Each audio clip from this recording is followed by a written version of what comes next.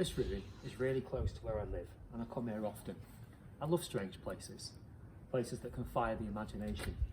Each time I'm here, I'm struck by how atmospheric it is. It seems to sweat history from the walls. How many thousands of people have lived and loved and passed through the walls of this place? What were their stories? This church has been ruined for about 200 years, and it was partially destroyed in a great storm. And a legacy which adds to its dark and brooding atmosphere.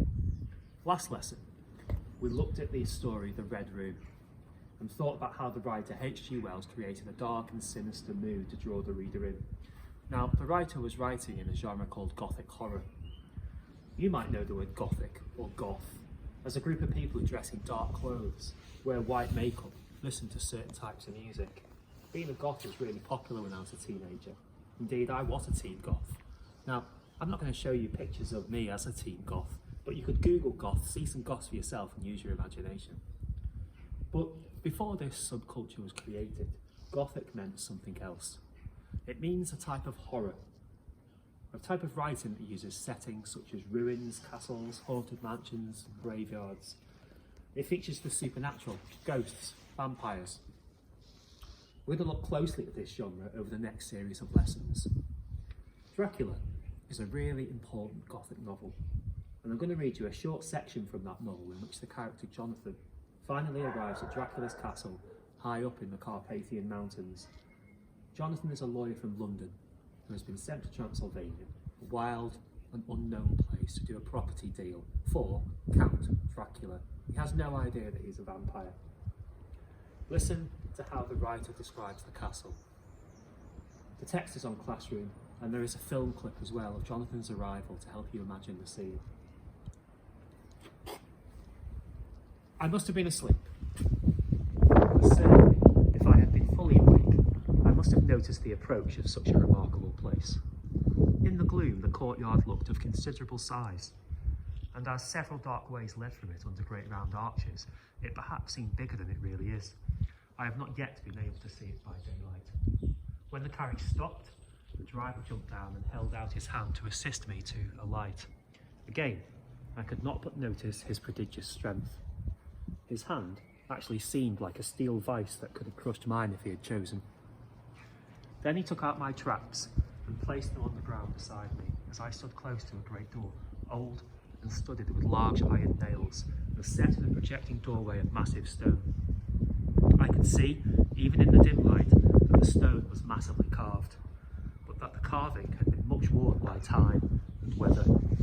As I stood, the driver jumped again into his seat and shook the reins. The horses jumped forward, and trap and all disappeared down one of the dark openings. I stood in silence where I was, for I did not know what to do. Of bell or knocker there was no sign. Through these frowning walls and dark window openings, it was not likely that my voice could penetrate. The time I waited seemed endless, and I felt doubts and fears crowding upon me. What sort of place had I come to, and among what kind of people? What sort of grim adventure was it on which I had embarked? I began to rub my eyes and pinch myself to see if I were awake. It all seemed like a horrible nightmare to me, and I expected that I should suddenly awake and find myself at home with the dawn struggling in through the windows, as I had now and again felt in the morning after a day of overwork. But my flesh answered the pinching test, and my eyes were not to be deceived. I was indeed awake and among the Carpathians. All I could do now was to be patient and to wait the coming of the morning. Just as I had come to this conclusion, I heard a great heavy step approaching from behind the great door, and saw through the chinks the gleam of a coming light. Then there were the sound of rattling chains and the clanking of massive bolts drawn back. A key was turned with a loud grating noise of long disuse, and the great door swung back. Think about the way in which the writer, Bram Stoker, describes the castle. Think about how he tries to make the place seem intimidating. Jonathan is so overwhelmed he has to pinch himself. The writer uses the senses. Jonathan can see and hear things that frighten him. The sight, the sound of the bolted door grating. He doesn't write about touch, smell or taste, but it could have easily fit into this description. Now, if I was going to describe this place, How could I use the five senses? I could see the shapes of the ruined arches, perhaps a moonlit sky.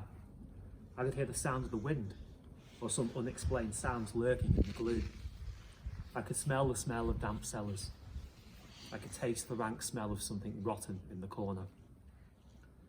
In that extract from Dracula, the sense of fear is made stronger because it's written in the first person. We are in Jonathan's head as he arrives at the unknown and intimidating castle.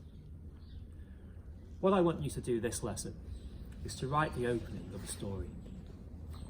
You arrive at a frightening location. The location could be anywhere or any place, but your senses are aware that things aren't quite right. You see things that inspire fear. You hear strange noises. You smell something that makes you wary.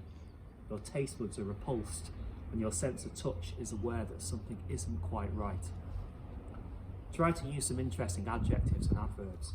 Try to use some similes, some personification. Try to create a real sense of unease.